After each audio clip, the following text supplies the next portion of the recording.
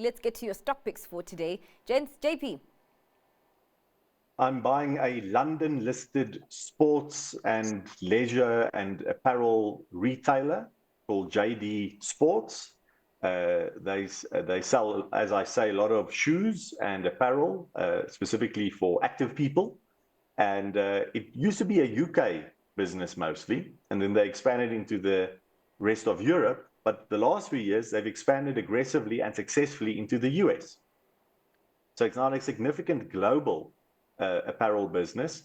And the latest acquisition is Hibbett, which is a apparel chain that specializes in expensive shoes, trainers and other sports shoes in the US.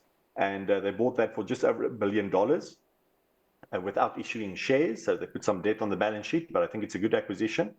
And in a recent update 2 weeks ago, JD Sports said that the US operations are growing very nicely. So it looks like it's one of a few companies that have expanded outside of the UK into the rest of the world and the US successfully. So that's why my stock pick is JD Sports. All right. Alex, what are you running to today? Yeah, so we've seen a lot of the JSE education counters reporting. So Stadio was one of those yesterday, and I walked away there quite positive. Okay. So I think Stadio's got quite good top line potential. With that meaning they can grow actual number of learners, as well as increase the margins. If you look at the EBITDA margins, around 29%, that they were guiding between 29 to 33, perhaps even 35% of the time. So if you've got a good top line, worth expanding EBITDA margins, that means a very strong bottom line number. But very importantly for Stadio also, they've got very good cash generation. If you look at the cash conversion, relative to EBITDA is like over 130%. And that's because the J curve is a lot quicker in Stadio, which is predominantly distance learning, compared to, for example, something like a Cura, which is building schools. Right, so that means shareholders will get big dividends, in my view, as well in Stadio over time. So I think they're very well positioned for growth. I think the valuation is still relatively fair.